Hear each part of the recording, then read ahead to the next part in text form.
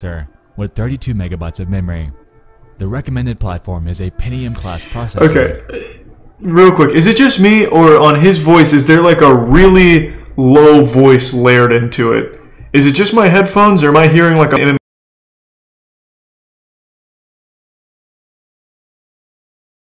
This one's 34 minutes. Wait, this one's kind of like a fat one. It's already 1:30. We can let it ride.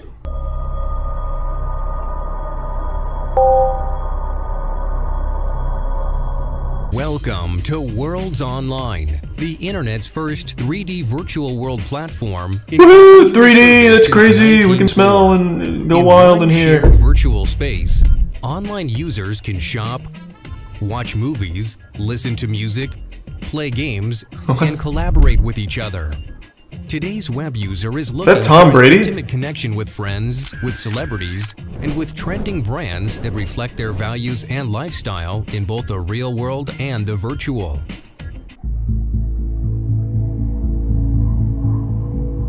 Throughout the mid-2010s, an urban legend would surface about a mysterious MMO by the name of Worlds.com. Thanks to Resub Chippewa and the Tier 1 Having cuddles. been launched to the public in the mid-1990s, the game was believed by many to be dead, discontinued, and lost to the inevitable void of internet history. Where? Unbeknownst to most, how do this people even couldn't find be further that? from the truth, as Worlds.com was very much still running. But there was a catch. Venturing into the game today presents you with this looks cool. Of nothingness, a relic that was once bustling with life, and you get to play as a duck or a penguin to life supports. The game, expectedly, is completely empty. You see, rumor had it that Worlds.com was hiding something, a shrouded purpose that's been kept from the public. Rumors involving in-game cults, boxing, graphic imagery, and virtual stalking have led curious minds to hesitantly venture into Worlds themselves in hopes of finding out if these allegations were true. What the? That's nuts! Alright. This is the story of Worlds.com. Alright, I'm super invested in this now. Is it a cool cult? Did they do cool things like give out candy on holidays and stuff? Or one of those bad ones like the Manson shit? An aside. The 1990s were a magical time in the world of entertainment and the advancement of society. Being what I can only describe as the calm before the imminent mid-2000s technological storm, we were living in an era that brought us some unforgettable treasures in the realms of video gaming, movies, and television. Blockbuster, classic, in the gaming world, for instance, new and unforgettable IPs such as Mario Kart, Banjo-Kazooie, Fallout, Resident Evil, and Silent Hill were born. And with these came game consoles that have stood the test of time in bringing us unforgettable experiences such as the Super Nintendo, PlayStation 1, and the Dreamcast. God, the Dreamcast was so good, the most underrated console in history. Power Stone. We need a third Power Stone, please. So good. Sugoi! It was so good. August True cuddles. Microsoft would release a revolutionary competitor to the Netscape Navigator, the pre-existing OG of internet browsing, called the Internet Explorer. Yeah! If you were lucky enough to get your hands on a PC in this era, then, combined with the tools at your disposal in Windows 95, you were able to venture into the vast, wild west of an enigma, known as the World Wide Web. God, the internet back then was so wild and wacky. In today's culture, things have changed. I'll never forget when I was horny and typed in like boobies and went to a site that had a demon on it. Sterilized, haunted. Being pushed to the brink of minimalism and moderation. This isn't necessarily a bad thing, but a lot of the magic and charm that existed in the wacky and terribly designed UIs of the past are largely gone, replaced by logos containing simple shapes, any shred of creative color being replaced by whites, Microsoft, and all-encompassing oversimplification of pretty much everything. As you've heard in my incessant rambling so far, the era was magical, and a lot of newfound creative mediums were on the rise. While video gaming via a conventional console was the primary method of escaping into a mystic world, the rise of the internet paved the path for a new form of interactive storytelling and interconnected social gaming. And those were a little something for gamers. As MMOs. Oh. Or massive multiplayer online video games. I'm really sorry to hear that, bro. Wishing you the best moving forward. It's awful.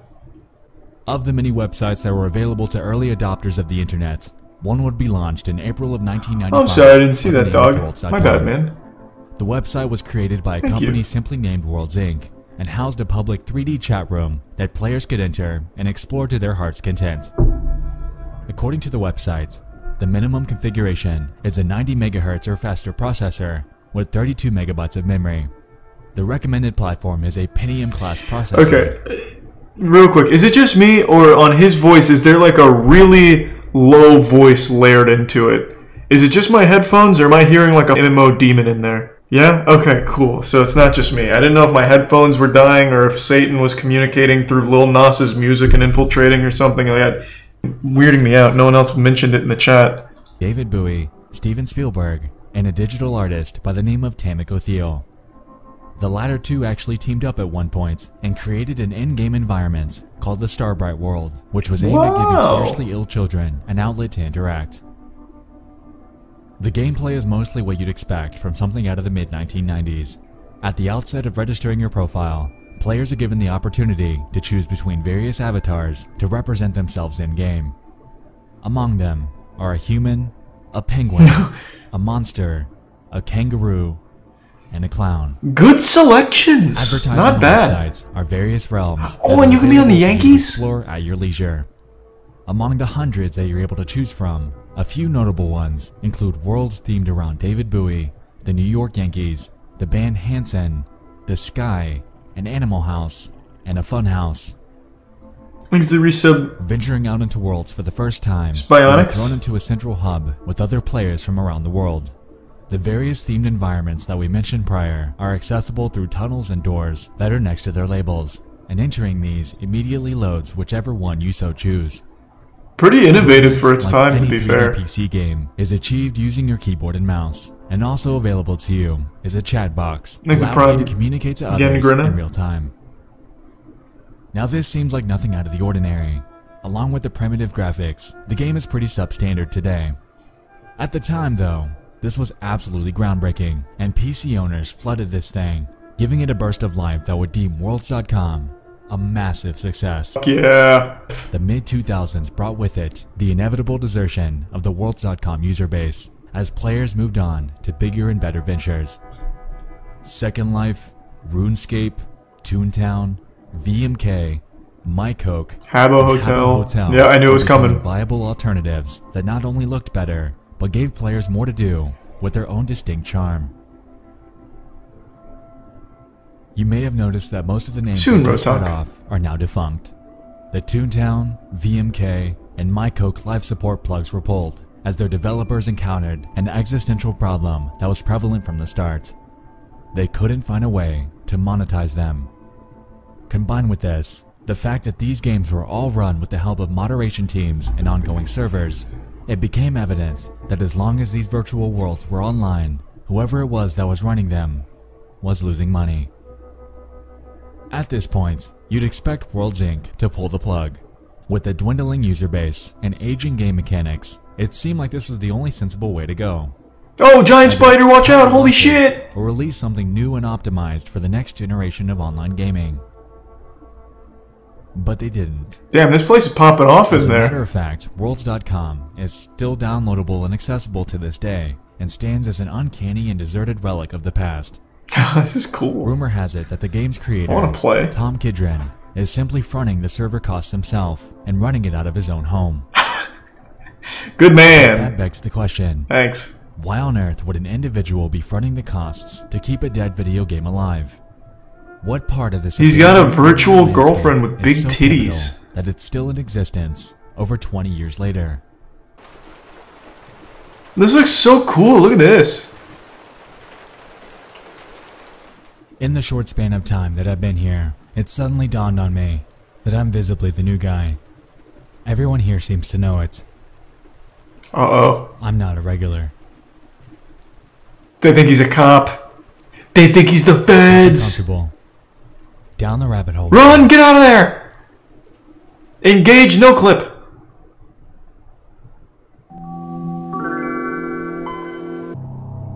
Yeah, someone is still running the servers, he just said that. Rumors began to spread about the game, thanks to certain anons from 4chan's V and X boards.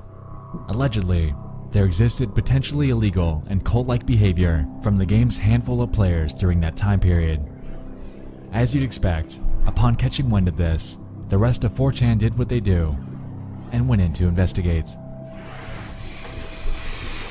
Before we continue, I wanted to make something explicitly clear. In my hunting, it dawned on me that these allegations surfaced at a point in time that predated the year 2012. I say this because the oldest records that I've been able to dig up are from that year. Unfortunately, most of the archives, images, and audio files that we're going to get into have been lost to time. What? However, there are some that allow us to piece together a cohesive storyline as to what actually went on in Worlds.com. So let's talk about the game itself. A major element at the game's core was the ability for users to create and host their own customized universes. Wait, I'm confused. What does he say? So everything here, Shaper. 2012? What? Much like Minecraft, if someone chose to do so, they could create their own server, build what they want, and invite certain players through a downloadable file that's accessible through Shaper. Everything dated before 2012 are lost. Effectively, okay. The possibilities were endless, and harnessing the creative freedom that they were given, players were able to create some admittedly impressive worlds. Now that it's down, though, things have become a bit darker. A bit more controversial. I'm not sure about Second Life having a cult. While there are groups of people that are or might be strange in their own right, there are two that have starkly stood out to me as the most mysterious. Two users, a Gimbly and a Nexialist. Interestingly, both have crossed paths in the game. However, their stories couldn't be further apart. Contrary to Nexialist, the stories surrounding Gimbly seemed a bit more grounded in reality.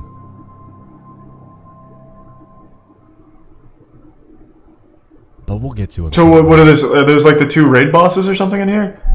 The two different big groups?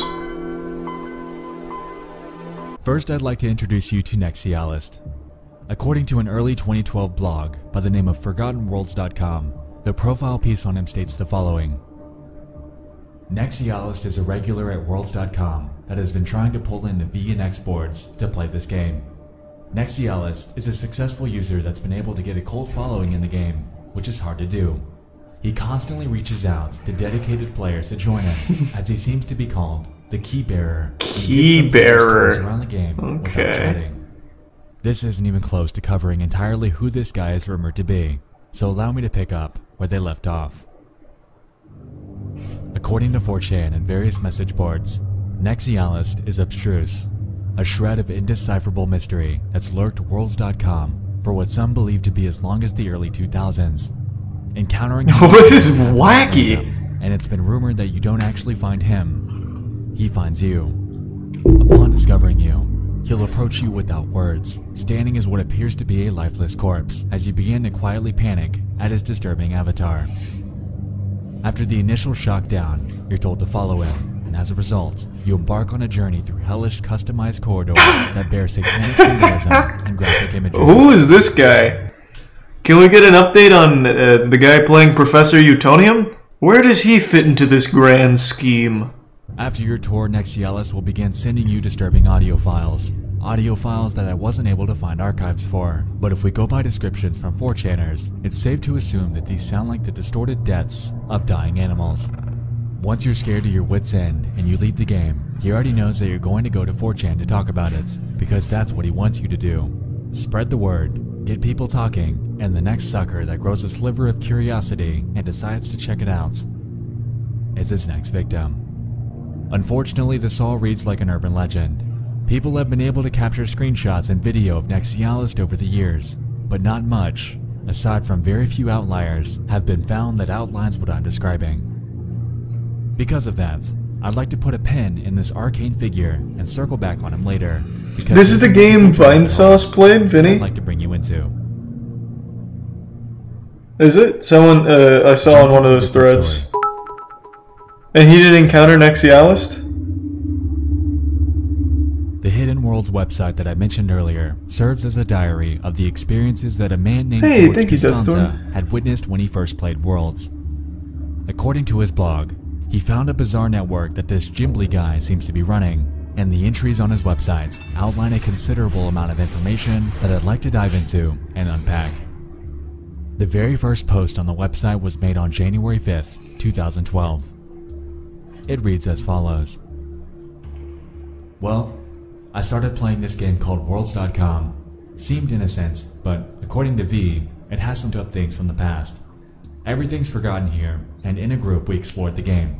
In the coming days we'll share our stories and pictures here. Further on that day, another post was made outlining Gimbli's supposed network and its inner workings.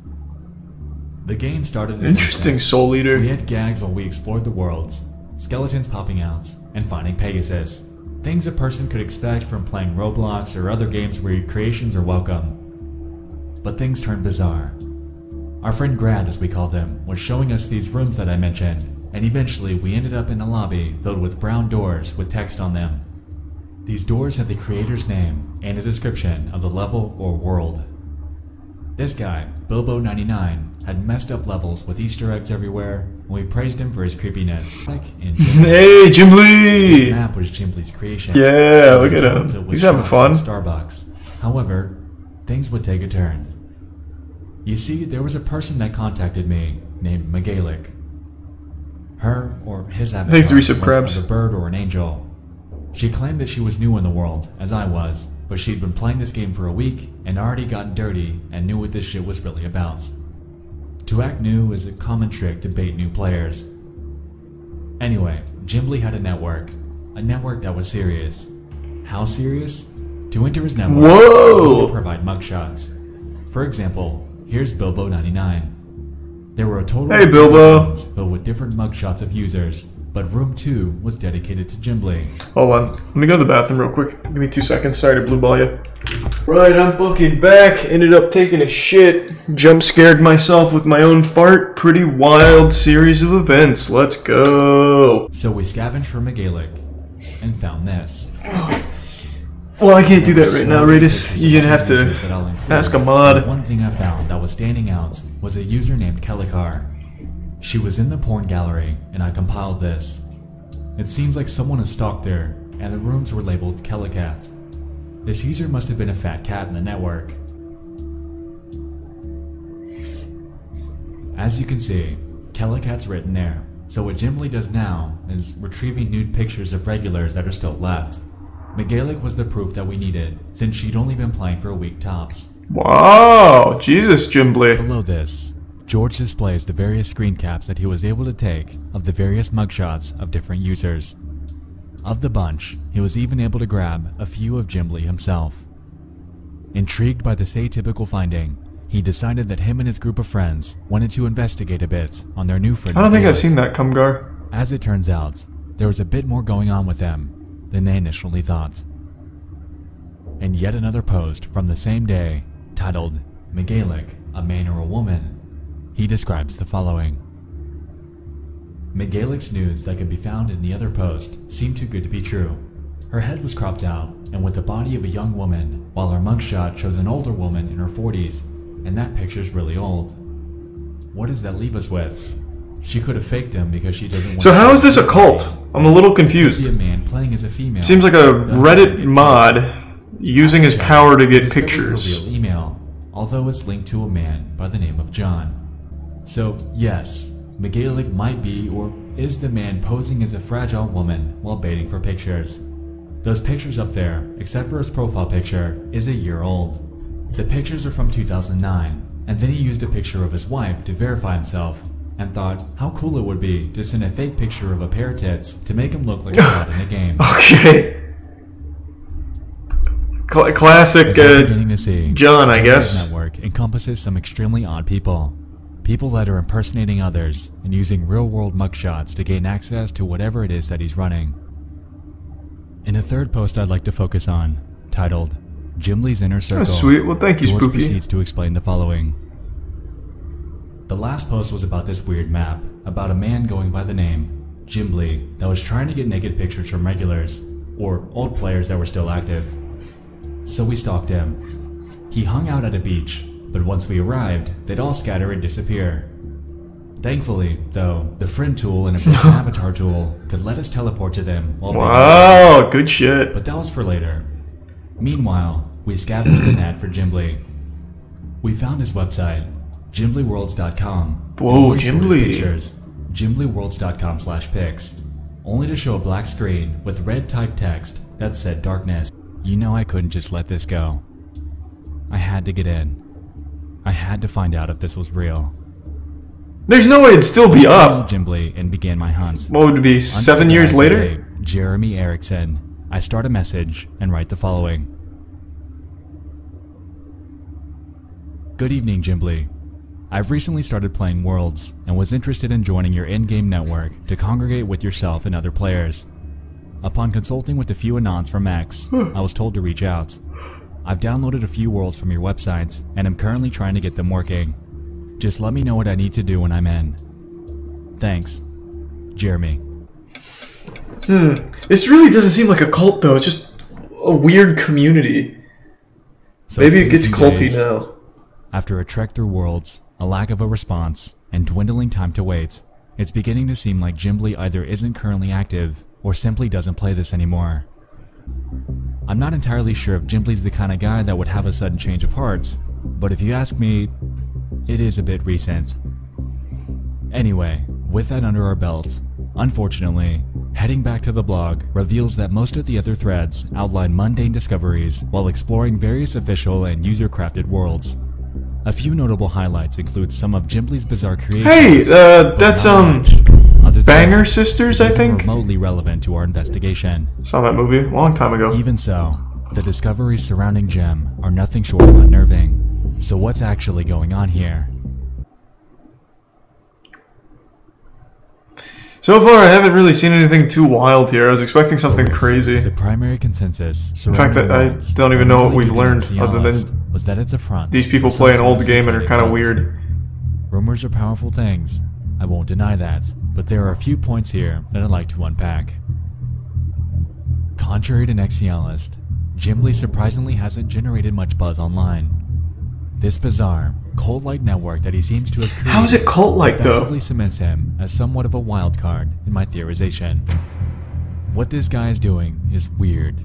From the mugshots to the vast database of supposed network members to his secret repository of graphic imagery, it seems like he is the one actually running the rumored cult. While it doesn't deal with Satanism and death like the urban legends claimed, this guy is, whether he knows it or not, effectively catalyzing a situation in which people run the risk of being doxxed. It took George not even one full day to piece together the real identity of the wife and man behind the McGaelic mugshots, and it's unclear how many other selfies that he has stashed away in the world that he's, according to the blog, been building since 2005. To be frank, aside from the lack of a response, I wasn't able to find much else surrounding this guy, and it's safe to assume that there are others like him. A game I'm not that's sure, largely Rotalk. abandoned, aside from a few key players, is surely something that would catch the eye of somebody trying to run some sort of network under the radar. With that being said, I encourage you to make your own conclusions about him. With the Wait, is that evidence it? at hand, it does appear that at one point in time, there was something going on behind the scenes. Whether or not it still is, or if the mysterious Jimbly is still active, remains to be seen. While I haven't been able to track him down, maybe you can. That brings us to another point of discussion.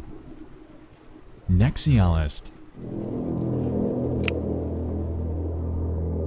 You might recall that I mentioned the fact that users are able to create their own worlds. This was actually a pivotal mechanic in the game and gave players an extra layer of interactivity. In one post on Reddit by a user named Goomilord, they claimed that they even encountered Nex and that he's merely a normal guy. Apparently, he switched his avatar to Sanic at one point and began spamming the words, "There is no cult on worlds.com" in the chat. So he's just an RPer. Like the guy just RPs. Well, let's think about this logically. And Ernie. Worlds is, at its core, creepy in and of itself. The barren environments, combined with the uncanny primitive textures, naturally gives any unsuspecting players a sense of uneasiness, especially if you've caught wind of the various allegations surrounding Nex's mysterious character. To That's me, pretty I cool. believe that he's playing along, leading players to the belief that he's some sort of cult mastermind as a long-running joke. In my opinion, he was capitalizing on it for a bit of fun. Yeah, obviously, for sure. He comes off strangely when he wants to, and he executes this with a group of willing friends. The same friends that we see in the so-called cult screenshots that were captured in-game. A weird hobby, but to each their own. I'm not judging. So there was nothing. Now, with all of that out of the way, there's still one glaring question that remains. Why does World still exist? That's the only really weird thing about it. Like, there's no point to keep it running. That's like the only odd thing. Like, Jimbly asking for pictures of people is the sign of a lonely person wanting to make sure, like, you know, this is a person, and I'm talking to a person. That's what it strikes me as. And the porn stuff is him taking Google images. Direct your attention to the game's owner.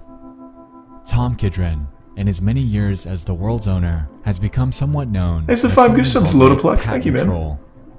Patent trolls essentially purchase many different elements and ideas of a particular product and squat on them for years, filing lawsuits against anyone that violates them.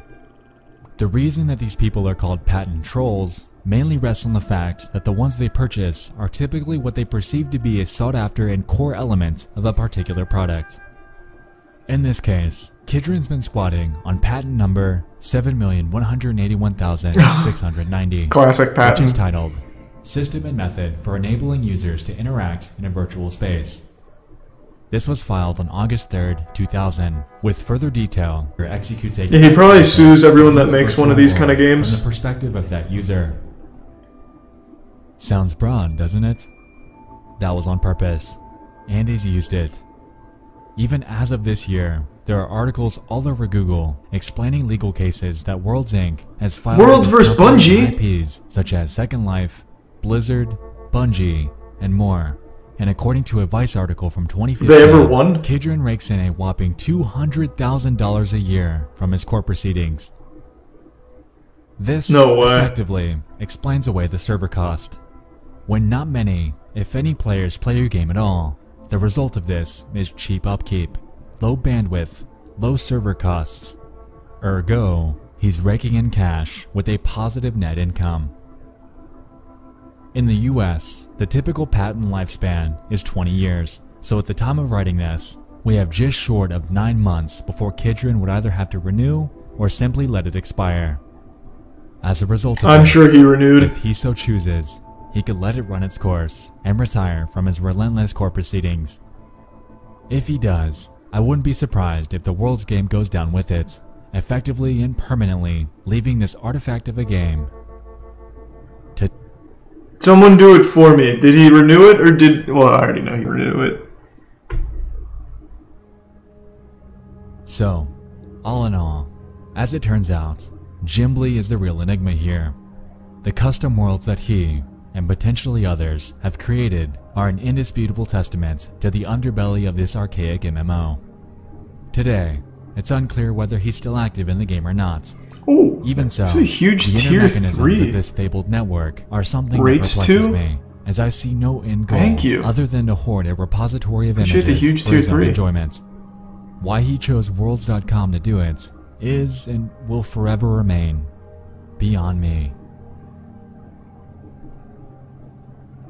Regardless, Worlds, whether still online by nefarious reasons or not, stands as somewhat of a time capsule to the primitive era of social gaming. Today, with the official non-custom Worlds, it stands as a corpse of the past, a window into what once was, and a sliver of mystical nostalgia, sending us back into a time when we all first discovered the world of the internet. Very cute. As far as we know, servers are, to this day, willingly being kept alive.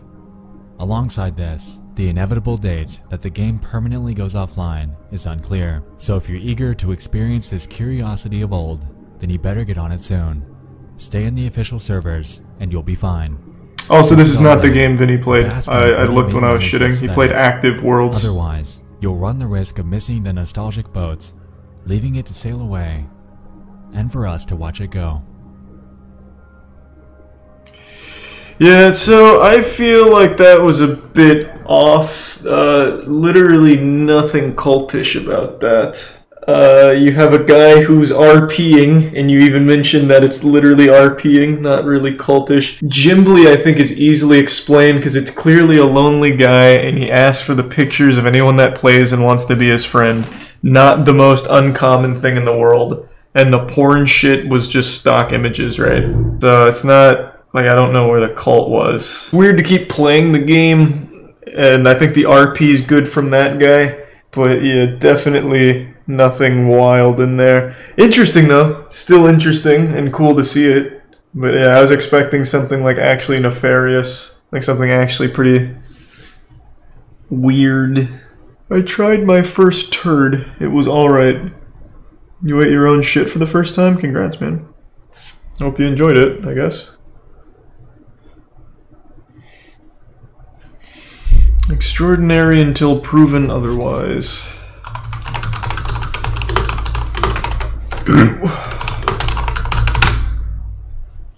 This, oh, it's a Lamino video. We haven't seen this one. This one looks more historical. Probably not tonight though, it's already late. I think we'll just save that for the next one. Worlds sued Minecraft a few months ago. Jesus Christ, that's crazy. Thanks to the resub, Arizin. Oh, you're finishing up 3 songs at the moment. It should drop within the next couple months. We're gonna try and do all 3 videos around the same time and then just release them spaced out. I just don't really like Local 58, man. It's just like stories, but with no visuals. It's just text. Just reading a creepy pasta.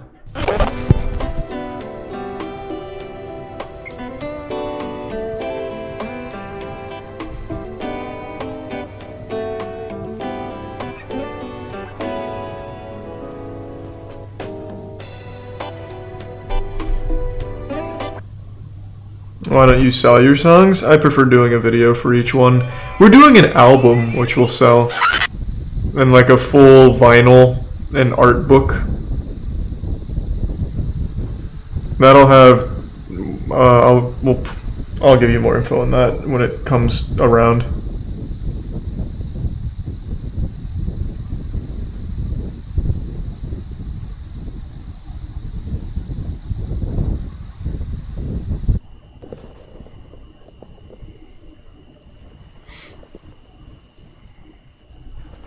Yep, we have 3 in production right now. The one that is going to come out first is probably going to be Your Boyfriend Doesn't Scare Me.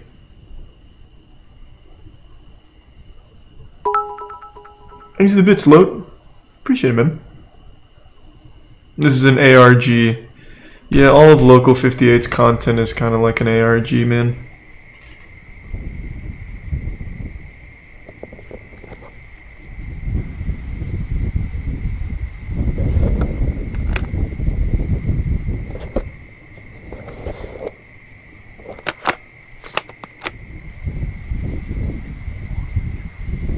Okay. I think I'm just gonna call it a night.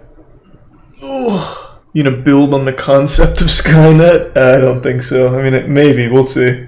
Not for the album or anything, though. Have you ever heard of Club Never? Virtual club from an MMO RPG that was sold for 600K from the game called Entropia Universe. No, I don't know what that is. Oh, that's sweet. Well, thank you, Big T's. Well, thanks everyone for tuning in. To everybody donated, big thank you. New subs, welcome aboard. Sub means a lot to me, so thank you for subbing. I really appreciate the generosity. And I hope you all have an absolutely wonderful evening. Let's see who's streaming. Who was in the most recent raid I've tossed you to? I think we did Kid Emotions last, yeah? No, I'm not raiding Ludwig. He's gonna be done with this stream soon. Oh, yeah, I think Ken was the most recent. Oh, we haven't gone to Steve in a really long time. I'll toss you to Steve. He's playing Monster Hunter. Hold on. Yeah, it's been a long time since I tossed you over to Steve. Alright, everyone, have a great night, and thanks again. Take it easy, everyone. See ya.